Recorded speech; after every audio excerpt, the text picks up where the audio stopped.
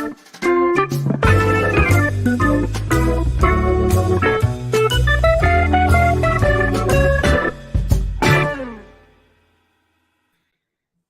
very welcome. It's episode 136 of The Shortlist. I'm Johnny Campbell. I'm your host for today's podcast and live broadcast.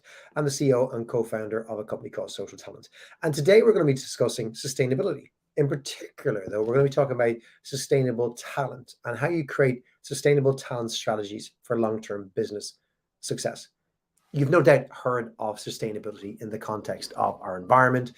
You've perhaps worked in an organization that's focusing on sustainability in the context of the environment, on perhaps how you're basically driving more sustainable usage of energy in your business, how you interact with your customers and the world and your products. But not a lot of people talk about talent when we talk about sustainability and how you actually build a dynamic and sustainable talent ecosystem that sets organizations up for current and future business success. Our guest today is going to help us dig into this topic. I'm delighted to welcome a good friend, Virginia Tirado, who is the Director of Talent Acquisition at Zalando. And prior to Zalando, Virginia was the Head of Commercial Technology Recruitment for EMEA at Amazon Web Services, or AWS. And before that, the Head of Executive Recruitment for EMEA at Amazon. And Virginia, to me, has been somebody who has epitomized the example, what it means to operationalize things in talent. So a lot of people talk about ideas. To me, Virginia is somebody who actually gets stuff done and turns that into practice. So I'm really keen to dig into this topic with her. Virginia, it's such a pleasure to have you here. You're very welcome. Perhaps you could introduce yourself, explain where you're joining us from, and a little bit more background on you, your personality, your family, and why this is a subject you're so passionate about. Thank you, Johnny. I'm super excited to be here. So as you said, I'm Virginia Tirado. I'm originally from Venezuela. I grew up in South America, but I've lived my adult life half in the US and now half in the UK. I'm actually speaking to you from my little London flat, where I'm very excited to actually be enjoying some interesting weather, spring weather, but hopefully, it's only going to keep getting better. So I have been with Zalando for the past 3 years, and I've had the opportunity to do some really cool things around talent at Zalando. And I think that the topic is quite relevant today as we look at the ambiguity that continues to happen in the market and all the changes, particularly in light of the layoffs in tech and so on. It's like, the questions we keep asking each other as talent executives is, can we be doing things a little bit better? What can we learn? And how do we actually prepare for the workforce of the future? So it's obviously a topic that's very close to my heart, and that I, take also lots of time in investing in looking at how to advise my stakeholders and our company to do things better in this space, and love to share some of my lessons and maybe learn a few things from the audience as well.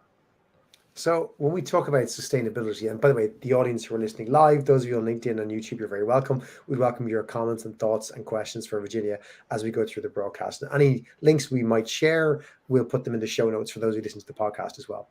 So Virginia, when we think about sustainability, again, most of us think about the environment, and we think about renewable resources. We think about a great examples. One that was mentioned to me last week that I love, and I saw in a restaurant in Amsterdam, was a toilet where the wash basin was on top of the toilet. So your water came out, you wash your hands, and it fills the toilet. And I loved it because rather than the water being wasted, it went into the cistern that then was flushed, that cleans the toilet. And I just love that kind of reusing of water, a resource that is becoming increasingly more precious. Or we talk about solar energy and different solar energy sources around sustainability. But we don't often talk about people in the context of sustainability. So walk me through why you think that is, and at a high level, what is your kind of view of what sustainable talent is or isn't? Yeah, it's a really good question, because I think that, we, particularly over the last 3 years, the world has changed at such a pace that perhaps we do things that are part of our sustainable talent strategy, but we're not aware of it, right? And I think that it's really understanding the reason we protect our planet and we protect wonderful resources like water, right? They are precious to us, right? When you think about people and human potential as precious resources, you realize, particularly in many of our companies, that, what would you be doing without people? I mean, people, when you think about people, profit, and planet, without people, how do you drive or improve any of these aspects, right? So the conversation has changed, because as you see more and more our own ESG, agendas or strategy, right? Environmental and social and governance agendas. We are worried about D&I. We are worried about well-being and balance, about trust, transparency, empowerment, growth, organizational purpose. All of these different things are making us ask the right questions, and it is questions around, how do you do this without bringing people on board? And I think the way I see sustainability, if you think about, the actual ESG agenda, when you think about the employee engagement and the empowerment, when you bring these three things together, you start thinking about the workforce of the future, and you see this sort of juxtaposition of all of these, or the basically the junction of these topics coming together, and it is changing really what people want and what we can give everyone in order to retain that engagement, right? So at the end, sustainability is about reducing waste. It's about it's about becoming much more conscious about the environment, and that environment is not just the planet. It's really everything, from our supply chain, from our office space, from every angle that you think about it. There's interrelation that really comes to life in the workplace. So I'm an ex-recruiter, right? That's my background. I worked in recruiting, and recruiting is, for the most part, everywhere in the world, about hiring external talent to come work for an organization. I did this. The people I worked with did this. I trained people how to do this. And if you think about an organization typically has a need.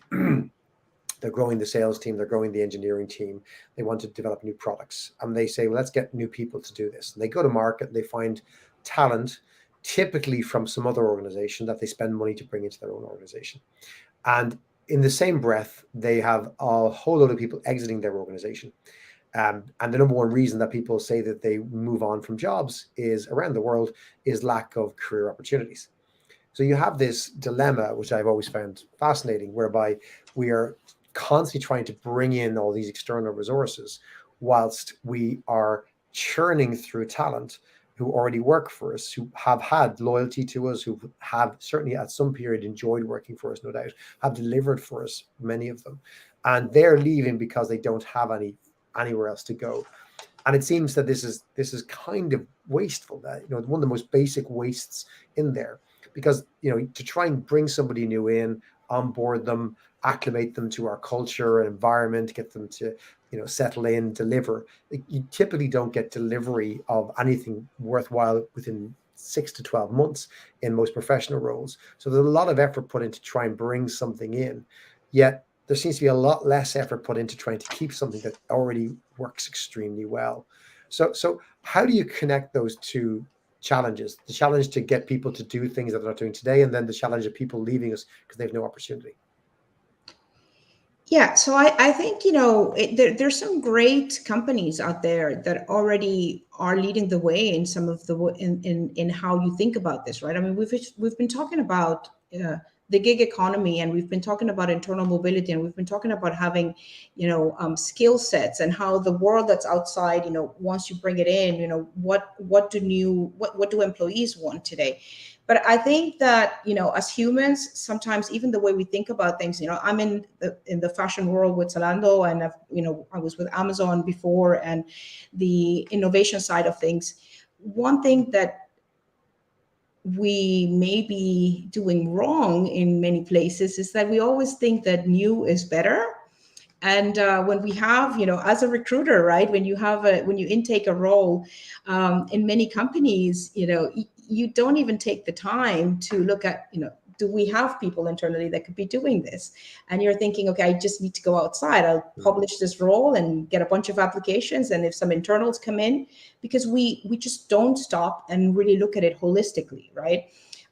When you look at some of the, I've got teenage kids, and I've just come back from Paris, and it's quite interesting. My 17-year-old daughter did a lot of shopping, but all of her shopping was around vintage, and going all to all these amazing shops, and it's a new way of looking at things, right? When you think about shopping, it's not necessarily what you thought you would do as going to a secondhand place, right? And it's giving, if you think about that same concept and bring into, giving life or a new opportunity to an old piece of clothes, right? Think about how exciting it is to, the sense of accomplishment when you've done this, right? But think about actually transferring that into what we as recruiters can do for talent, for our wonderful talent that, like you said, knows the company, is probably being courted by externals, right, for other offers, and sometimes doesn't feel internally the recognition because they may not be aware that there might be a role that is open, that there's something else that they can be doing, and their development opportunities are only sort of taken into account twice a year when they have a performance evaluation or conversation with their lead, and not beyond that. So I think that those that are doing it well, that are really thinking already ahead and moving talent, as really looking at the internal talent in that, with that precious resource lens. There's many great companies out there that are doing it, right? Unilever, for example, or if you think about SAP, has an amazing strategy around people sustainability. It is about understanding how much you as a company have already invested in that talent and the return on investment you have by upskilling or reskilling some of that talent. There's a lot of data, Johnny, out there to show that, when you actually give somebody the opportunity, and I'll get into a little bit later into what we've done around women in tech and the agenda around upskilling women talent at Zalando to give them an opportunity to do work in the tech field. You raise engagement, you raise loyalty, you raise also the retention period of those folks within. So your investment, is actually extended in time as well by getting that additional return, and not having that churn. Now, I think that one thing that we can do about this is really, again, because we are data driven in many, and that is super important, is to really show this value, right? Show what you've invested, how many years somebody has had in the company. What does that mean? How does that translate? And sometimes just putting some numbers will also help your leaders understand that, new is not always better. Although there is opportunity, right, for new talent, and we do need to have a percentage of that coming in. But I think it is about having those conversations about showing that they're not mutually exclusive, that there is place for new talent, but there's also an opportunity for us to think about talent going forward in a way where you can renew yourself. I've been very lucky. I mean, we've only talked about my experience at Amazon and at Zalando, but I worked for many years for a company like Oracle, which I felt that the sustainability of talent was something that I've lived in my career much earlier, because I was given the opportunity to take on brand new careers within the company, and I had a wonderful 16-year journey where I ended up moving from law into business operations, and then business operations into recruitment, and that's how I ended up where I am today. And I would forever be grateful, right? And always think about those opportunities, even after moving on. So I think that it's about that. So what are some of those obstacles? Like if the benefits are obvious, we've mentioned them many times on this show before, what are the big obstacles? Why don't enough companies do what Unilever or SAP are doing? Well, I think, when you think about business transformation, there are three areas to think about, right? You always think about technology, you think about the process, and you think about people. And many companies are really good at investing in the technology, maybe rethinking about the process, and looking at people, but doing it in a way that you have a flywheel that truly supports your process, requires that you do some planning on a long term. And what happens today, and especially over the last 3 years, is that every couple of months we end up having something new hitting us, right? And then we move on. We have a strategy, but we move on from the strategy to tend to the most recent whatever crisis is.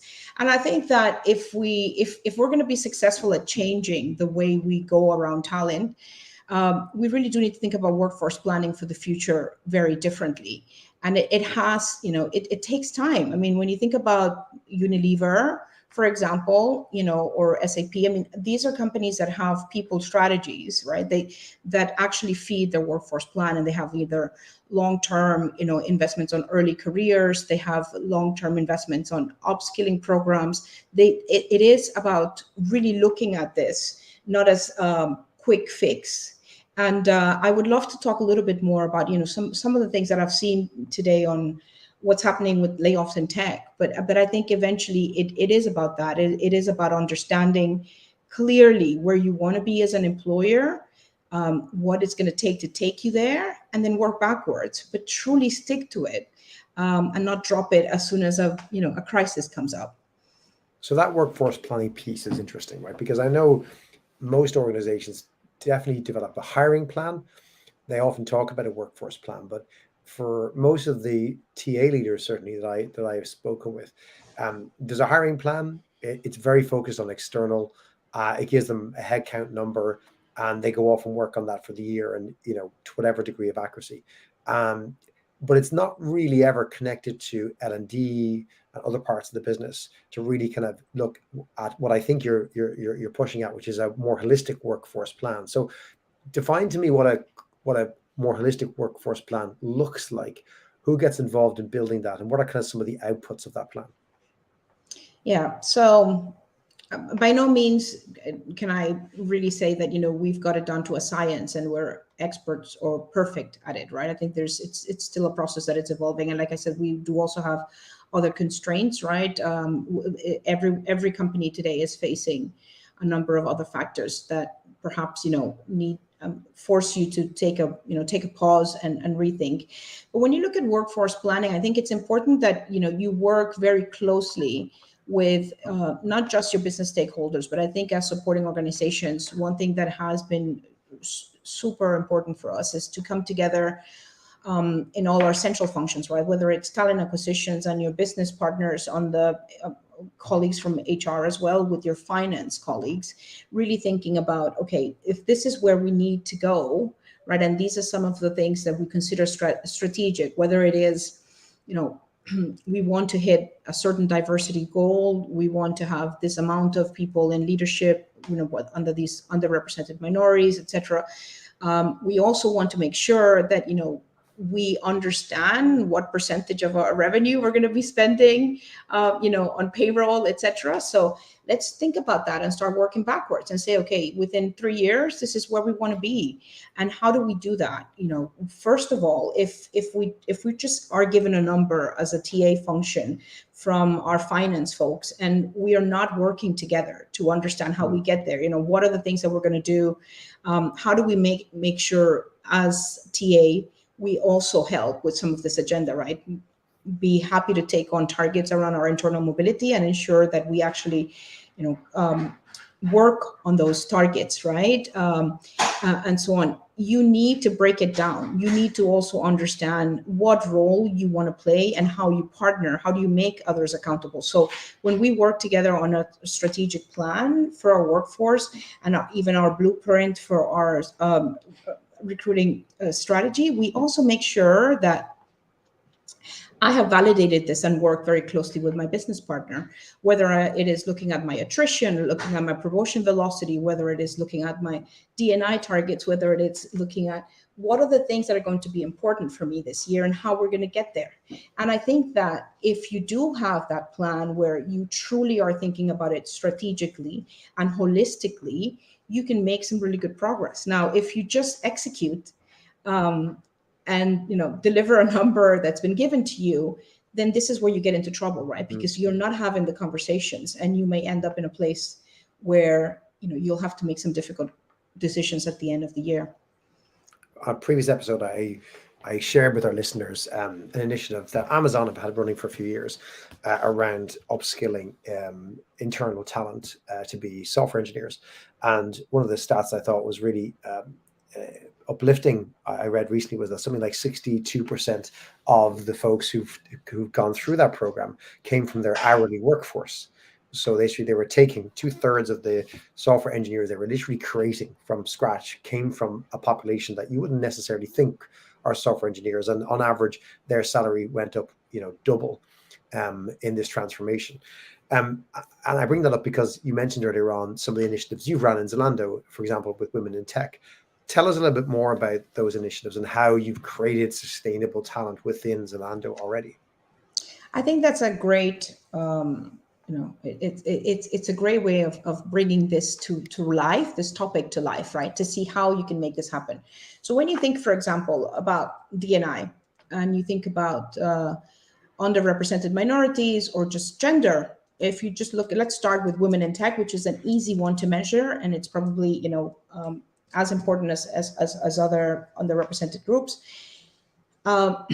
At Zalando, we don't have an issue when it comes to women, right? We've shared this out. We have, when it comes to diversity, our workforce is pretty split. And it's similarly to Amazon. When you think about this, I was also part of very early days at Amazon of looking at how we worked with increasing, diversity in our tech world. And but when you actually de-average the information, so that population, as you go into the tech space, you realize there's less representation in the tech jobs, and more specifically into certain job families within tech. So you probably won't have an issue with product design, but when it comes to software engineering or applied science, we are underrepresented. And what a great way of thinking about where can you get talent that is already invested, understands the culture, and actually wants to see Zalando succeed. Well, within the same ranks of Zalando, there were many Zalandos that already had aspirations to eventually learn to code or were teaching themselves coding. And we opened up a program where we actually initially just looked at it for Zalando women, and invited a cohort of women to apply to this program, where we put them through a 6-month boot camp, but wanted to make sure that at the end they would have a job. So what we did is, before they go into the program, we already had hiring managers that agreed that if they were successful in the boot camp, we'll give them a job at the end. And I'm super happy to say that, we've just had, our first cohort of 20 women graduate from this and actually are actively already working in this space. And it wouldn't have been possible without our leadership, right? Because I think that this is also super important for some of these things to be effective or become reality. You need change in leadership, the way that leaders think about some of these programs. You need change in the culture, the way the hiring managers think about how they are going to support, women that are coming from a different background and actually didn't go to university for 4 years to study computer science, but went through this for six months, right? And give them the same opportunity. And then that employee engagement, you need employees that could believe in this program and want to be part of it. And by doing that, Johnny, you see that it is possible. You actually have shifted. You don't have an issue with the population, but you are shifting the population, the talent, to where you need it most. And you're also, are now have trained these women to be even more productive at Zalando, because they're engaged, they're excited. If we hadn't done this for them, they would have probably continued on their path, but eventually gone elsewhere. And I think that is the bit that is exciting about thinking about what other ways we can think about bringing the sustainability of talent agenda, right? When you look at some of the data out there, there's in the World Economic Forum, and you see all these data, about how many millions of jobs we're going to have globally in like less than 7 years, that basically we won't have anyone to fill them. And it is about understanding what those skills are, right? So imagine in this great layoff that we currently have today, if companies can think about better ways of doing this. It's like, what can we do with this talent? Some of the talent that's getting laid off, can we retrain them? Can we upskill them so that we don't lose all of this valuable talent? But because we are acting without a long-term strategy many times, and we're rethinking how we need to prepare for some of these things, a lot of these decisions are taken quite quick, and sometimes people find out that, like you see the examples of Google and others where people just found out when they showed up at their office, and they had no email. If instead you spend some time thinking about bringing TA, for example, to the table to have the conversation, and bringing your talent managers and your business partners and looking at this in a holistic way, can you think about doing something completely different? I was very curious. I read this article that came out at the beginning of March in Time magazine about how basically big tech has this layoff all wrong. And I was curious to see that there are studies, research where it's been shown that 3 years later, when many of these companies do these layoffs, right, they end up not having the financial benefits that they thought they would have, because eventually they have to rehire people, they have to retrain people. But not only that, when you've gone through a layoff, you have now demotivated employees, people that are worried, their productivity goes down, they're disengaged, they're probably looking for another job, and your customers will also suffer, because you've got, it's like a domino effect. And even though there's data and we know about this, and we've been going through this for years, and especially in tech where, companies like Google always said, we're going to be a different type of business. We're going to show corporate that you were different, right? And they still end up doing this. I think there's some lessons there for us to think about. How do we actually want to approach this in the future? Because it's just insane. We keep going through these waves, and there is an opportunity for us to do definitely things differently, but how do we make it happen? And I think that's the kind of conversation I would love to engage with others to see, how are they tackling it? I agree that there's a real challenge there, and the data is consistent over multiple periods of recession going back decades, that organizations that held on to the bulk of their staff, sacrificed short-term profit to hold on to their people, came out of the recessions booming, and that growth more than made up for the short-term temporary losses. Whereas organizations who cut, particularly those who cut deep to try and protect profits in the short term, always fell behind, because the other companies that had held on to the talent, to your point, they would come out of the blocks, racing, because they have all this pent-up talent waiting to take advantage of a growing market. And so despite the research, despite this becoming something that's taught in business schools, you still see this, I think, shareholder pressure to cut costs, to cut staff. And to your point, that leads to the business is impeded in terms of how it can grow coming out of a down period, but also reputationally, it can be extremely challenged, especially in the kind of open media world we live in today, where it's not just the people you laid off who won't come back to work with you, it's everyone they know and who hears about that layoff. That makes it all the more difficult from a brand perspective, employer brand perspective, for those organizations. So when you think about the current round of layoffs in tech that we've seen over the last near year, tell me about any examples you've come across where organizations are doing it well. Like, what's a good way to exit something that's, it's a difficult time, right? Organizations who overhired, to trying to retrench, short of just not letting people go, is there a better way of doing it? And if so, what does that look like? Yeah, it's a good question. I mean, I don't know. I can tell you, probably I'll age myself a bit, but in 2008, when we were going through the massive, financial crisis of 2008, one of the things that at the time I was actually,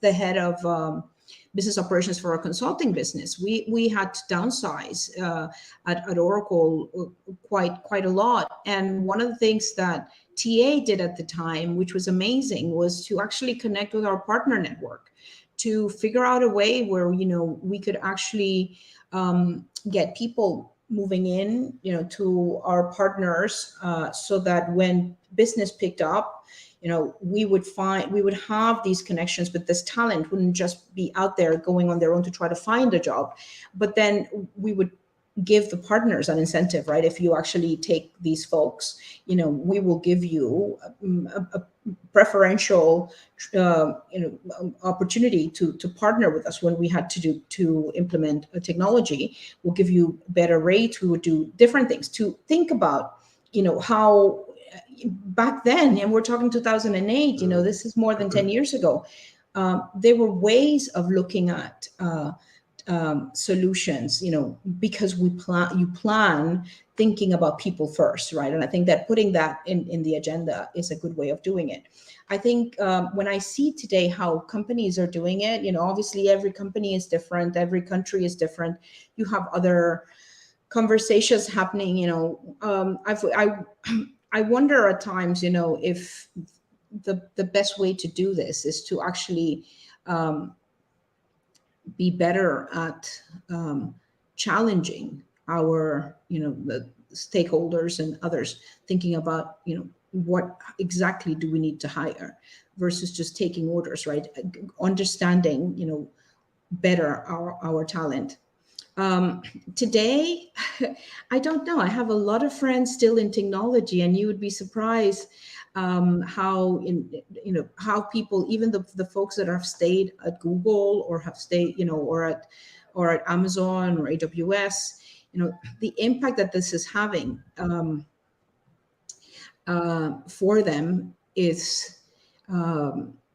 We won't see it yet in what that means in terms of productivity and so on, but people are basically not willing to go beyond, because they feel like they see their friends, they see their colleagues being treated in a certain way and wondering, am I next? And it hasn't stopped, right? So maybe you learn through the process, but I think that the better way to do this is to not be in that position to start with. But obviously, if you do have to make the changes, just do it in a way where you have exhausted all the options before going to the quickest bit, right? I mean, there's other ways of doing, when you talk about Amazon in reskilling lots of people, that wasn't an easy journey. It was a journey that took years to convince people, right, to do it. But now there's enough evidence. They share their numbers openly about what they've learned and how that's worked and the amazing impact they've had on people's lives, right? When you talk about, how they improve their communities and so on. Why aren't we listening? Why aren't we looking at some of this stuff and figuring out how we can do things better? I think in the Amazon case, it's a little bit different when you think about the layoffs they've had. I mean, Amazon is such a big employer. It's probably a drop in the ocean, right? When you think about, but for other companies, even 5 or 10% of the workforce is quite significant. So I haven't seen anyone that I'm impressed with in terms of today with the layoffs. It doesn't mean that they're not happening. I have seen companies and I said, like SAP, which I think that, they are really thinking about this on the upskilling. They are investing, or like Amazon, they're investing highly on upskilling. I have the example of Zalando, where this investment came because we had people at very high levels that were willing to put their money where their mouth was, and I think that that's a really great way of thinking about it. Is making sure that we don't only talk the talk, but actually walk the walk, right? And you mentioned the examples. You reminded me of Intel, who I believe, according to a friend of mine who's a senior SVP in there, they approached their redundancies by pushing back on their leaders to decide how to make the cuts. They wanted savings, which is ultimately what the business wanted, and then each department decided how they find those savings. Some did layoffs. Some asked for pay reductions from their teams. Some asked some of the team members to take a month off unpaid during the year. Others cancelled headcount, but they took a much more human and more flexible approach and said, we won't just have a sweeping, 10% cut of all our workforce. We need to make 10% savings in our payroll for sure, but there's many ways to achieve that. And with consultation with our colleagues, we can come up with perhaps more imaginative ways or more collaborative ways. So I do agree there's a better way of doing it. And the knee jerk, whilst may be liked by the markets to come quickly back with a massive cut of your workforce, unlike other resources that we talk about being sustainable, this resource has a memory. This resource holds a grudge. I think that's probably the difference when we talk about precious resources and them being sustainable. This is a little bit different, this type of resource. I want to just pivot for a second and kind of get your thoughts on what we're seeing as a kind of increasing move for teams like talent acquisition, talent development, D&I, the L&D, increasingly coming together as more of a talent team, and even talent acquisition advisors in some companies becoming more talent advisors that are, you see organizationally and structurally trying to break down those silos and have a more rounded approach to talent that's much more sustainable. Is that a trend you have seen? Do you see it continuing, or do you think it's not a thing that will continue? Is it good or bad? What are your thoughts on those kind of trends? Yeah, again, each company seems to do things a little bit different, but it is a trend, and I think it is a trend in the right direction. I think that, when we're talking about workforce planning, one of the most efficient ways is to really look at this, approach this holistically. And when you think about us as TA leaders, whether we partner very closely with our talent managers or folks that are focusing on performance or growth or whatever they're called within your organization, and with business partners, if you can identify the cohort that's ready for a promotion or people that are super high potential. Many companies don't like to differentiate talent, but at the end, there are people that are giving perhaps more than everyone, and those folks are the ones that are usually being courted by others to leave. If you know who these folks are, then you can start thinking about how you retain them, and where can you, if you have roles within your organization, how who would be the best talent to go for those roles. How do you approach your succession planning? How do you approach your upskilling or reskilling, or what are the talents that you're going to need in the future, and who are the best people that already show these traits to start carrying them with you in that journey. But if you as TA are just sitting, with a number of recs that you need to fill and don't know anything else about the internal talent, you probably sometimes may even know more about the external market than you do internally, then that's not going to succeed. So I think, we need to be less protective of our own little kingdoms, if you want, and actually open up and think about it more as a nation, where we all come together, in this space and really work towards the common goal. The common goal of retaining and engaging a talent in the most sustainable way. I know a friend told me about her team recently, where they had progressed to more of this model a year ago, where they were trying to open up the talent acquisition advisor role to be much more talent advisor, and they'd begun upskilling some of the team on L&D, on skilling, on performance management, and so on and so forth. And when the company pulled back its hiring, rather than having to let go of the recruiting team, which happens as happens in many tech companies, they just redeployed those folks to be more about skilling, supporting, retaining. And if they need to rehire again, they can quickly pivot those individuals back to have more of a focus. I guess the danger is when you just do one thing. Yeah. If the company doesn't need that one thing this year, then you're in trouble. Whereas if you can be multidisciplinary across this broader spectrum of talent, it's more sustainable for you as a career as well, going into this, rather than recruitment, which goes up and down in so many spikes. Talent, we all have talent. They all need to be developed. They all need to perform. There's always a need to work with talent. There may not be always a need every year or every month to do talent acquisition.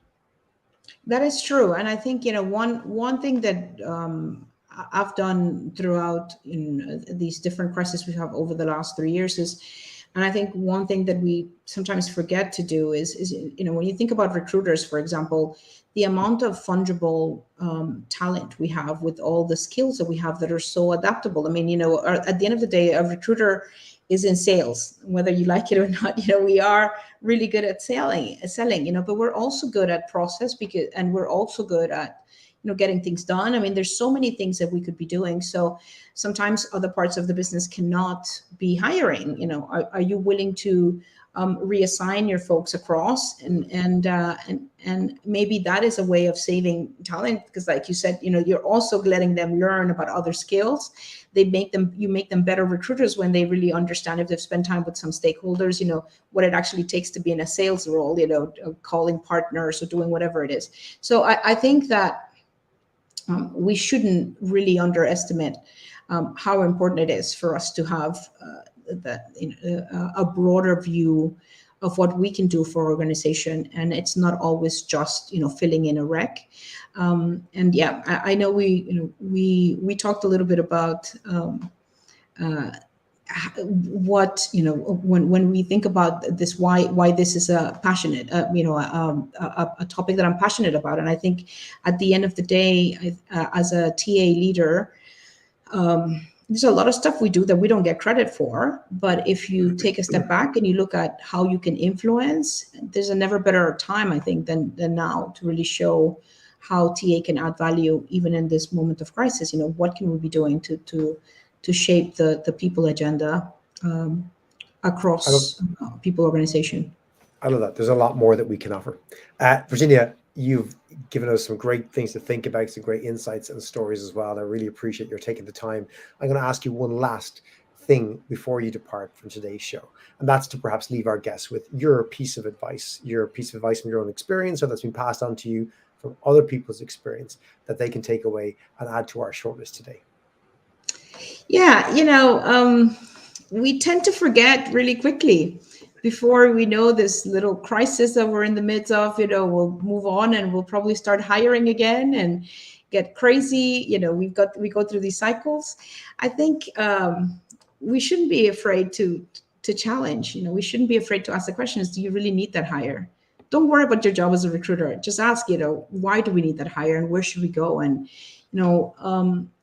new is not always better. So I think that I would encourage you to be much more accountable, to be much more of a sparring partner to your stakeholders and make them accountable for the hiring decisions they make. Think about it from a different angle. Think about it, remember this moment where you've had to let go people from your team, or you've seen colleagues have to leave. Remember and make sure that you get others to remember. I think we can do so much better if we actually learn from history and allow, history keeps repeating itself, but sometimes we don't necessarily feel like it's our place to challenge. And I think that as a TA leader, I would encourage you to really have those conversations. I think your stakeholders would appreciate it later on, and they would also see you as that trusted advisor. You've built that relationship. Feel free to challenge. I think we all owe it to ourselves and to our teams and to our business leaders, and we should be doing a bit more of that. So hopefully. I loved your analogy earlier of your daughter and the vintage clothing. I think in the vintage clothing world, they call it previously loved clothes. Previously loved. Yeah, if we could use more previously loved talent, I think we'd have a much more sustainable talent ecosystem. Virginia, thank you so much for joining us today. It's been a pleasure. Thank you for having me. Not at all. We'll look forward to having you on again to share your updates and insights on this emerging trend. Thank you so much. Have a good one. And thank you all for listening, whether it was live today or on the podcast. We'll be back next week. And if you want to check out the lineup for our show to see what we have coming up over the next few shows and what we've had in the last 130 or 40 shows, you can go to socialtalent.com/the shortlist, or check out your back catalog on any of the apps you can find your podcast, whether it's Apple, Spotify, or wherever you find your good podcasts. We'll see you next week. Take care.